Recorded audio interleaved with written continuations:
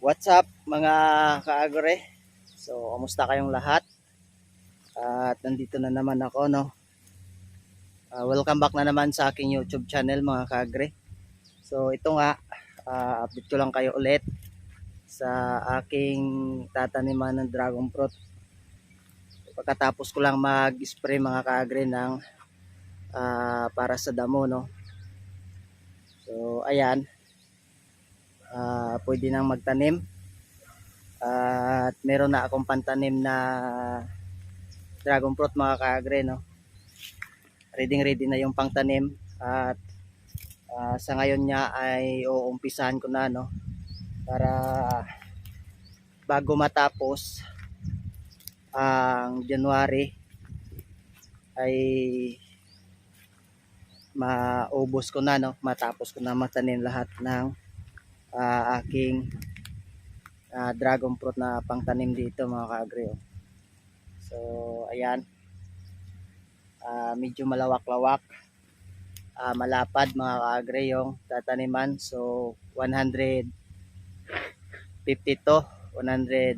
piraso na post dito mga kaagre yung aking tataniman, no. So ngayon ay araw ng Lunes, January 29 mga kaagre. So sana 29, dalawang araw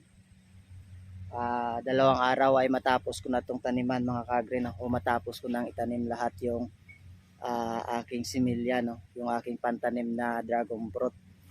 So ito nga, tuloy-tuloy at ang ganda ng panahon. So mainit, saktong-sakto sa pag spray ko ng damo, para sa damo, para mamatay na mga kaagre. At bago magtanim ay hindi na masyadong madamo yung paligid ng dragon fruit. So ito mga kaagre, may pantanim na ako dito. Tapos dito pa sa kabila. Ito mga kaagre. So ito mga kaagre, oh, yung pantanim ko. Sakto na to. So binilang ko na to yung 152 na poste, no. So saktong-sakto na to, at kung may sobra man ay ilalagay ko doon sa una kong tinaniman, kasi yung mga iba doon ay hindi nabuhay, no. Siguro may ibang sakit kaya unti-unting nabubulok yung una ko dong tanim. Tapos meron pa naman dito mga kaagre, ito yung una kong pangtanim. So ito yung nakaraang araw na kinuha ko doon sa tiyahin ko, no.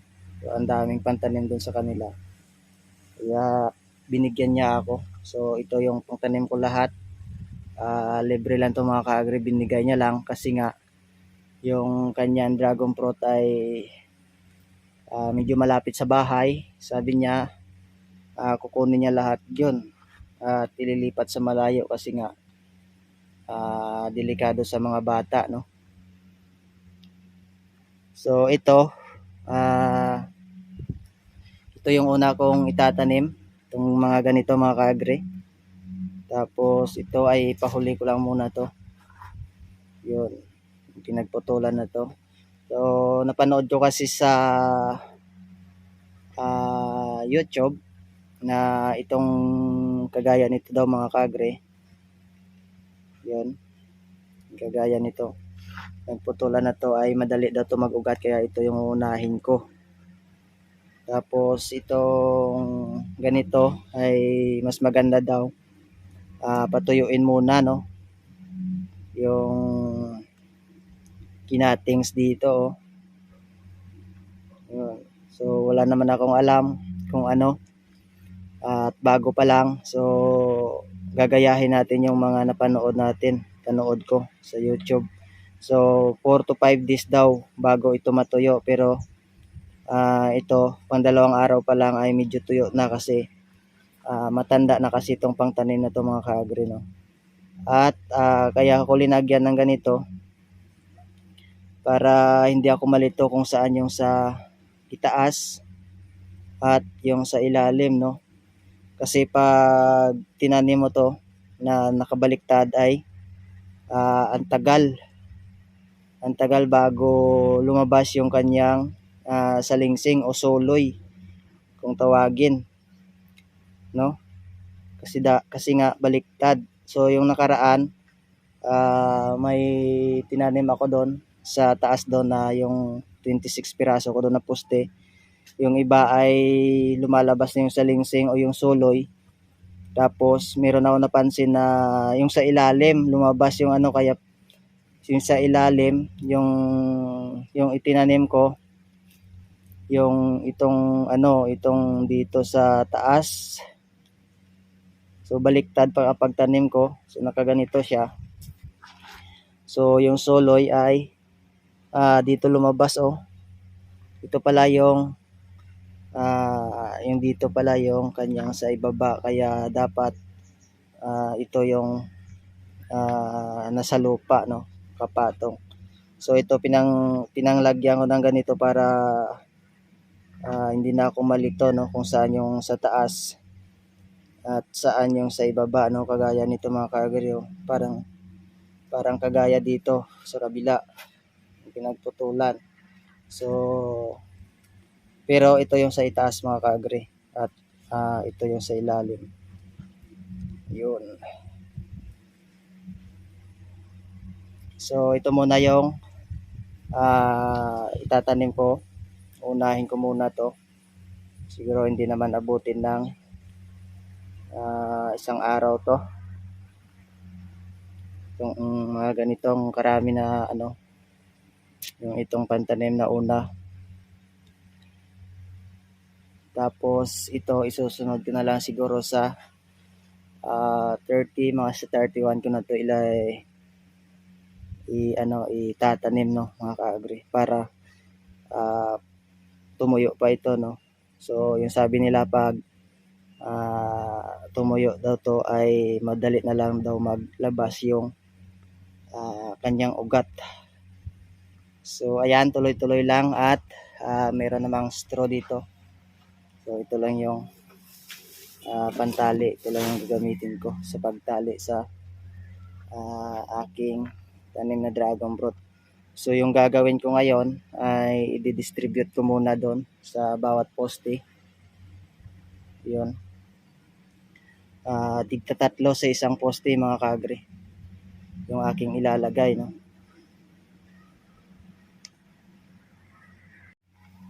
Ito na yung pangtanim. So ang gaganda ng pantanim na to mga ka-agri kasi matatanda na. Ayun. Sigurado madali lang ito mabuhay. Madali lang lumabas yung kanyang suloy. So sabi nila ay pag matanda na daw at naka na ng bunga, pinagbungahan yung itatanim, ay madali lang daw to umakyat sa taas, no, sa pinakatuktok ng poste. So dandahan lang kasi may tinik.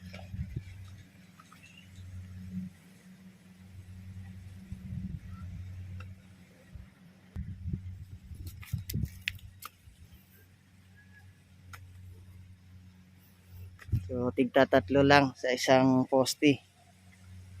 Yun. Ilalagay ko lang dito tigta 3.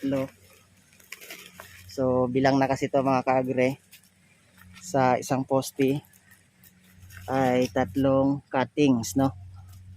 Yung ganito, 3 cuttings ng pantanim na dragon fruit.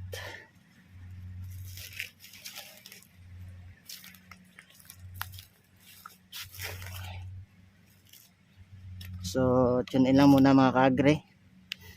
At tuloy-tuloy lang sa pag lagay ko ng ganito, no. So update ko kayo mamaya pag natapos at pag nakapag-umpisa na ako ng tanim, no. So ito, tatlo lang muna ilalagay ko. Yun. So i-distribute ko muna ng ganito mga ka-agri para pagtanim ay tuloy-tuloy na yung pagtanim. At yan na nga, no, mga ka-agri. Natapos ko ng lagyan o natapos ko ng distribute yung mga pangtanim doon, no, sa bawat poste. So tigta 3 piraso bawat poste lang. So uumpisahan ko na ng pagtanim sa ngayon, no. Siguro hindi matapos to ngayong araw kasi hapon na. So siguro mga 2 araw bago tapos to mga ka-agri, no? So dito tayo magsisimula, dito ako magsisimula. So simple lang naman yung nagawang pagtanim. Lalagay lang sa puno ng poste. So ganito lang mga ka-agri, oh. Yan. Tapos talian. So medyo nakapatong lang. Tigta 3. Yan, oh. At saka talian ng pantali, no, kung anong available na pantali. So kukuha lang ako ng pantali. So ayan na. Ang dali lang mga ka-agri, no.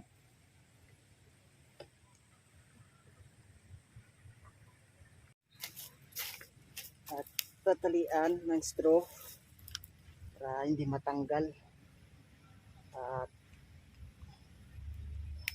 kumapit na siya dito, no. Yeah. Agree.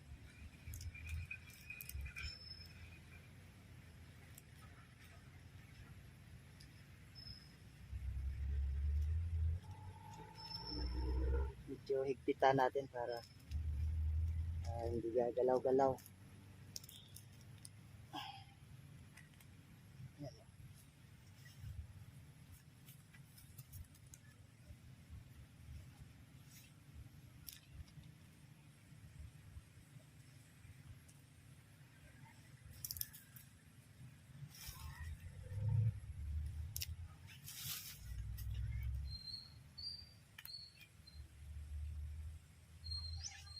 So okay na yan.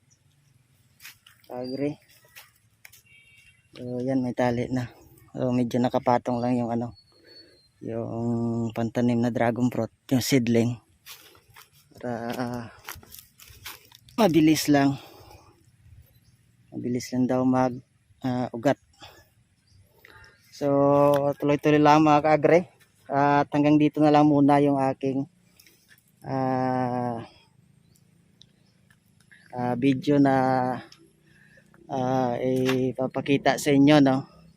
So update ko lang kayo sa susunod na araw pag matapos ko na to lahat tatanim. So ito na nga, at medyo malapad-lapad to mga ka-agri, no, malawak. So hanggang dito na lang muna sa lahat ng mga viewers dyan, silent viewer. Shout out sa inyong lahat. Happy farming palagi. God bless po sa inyong lahat mga ka-agri.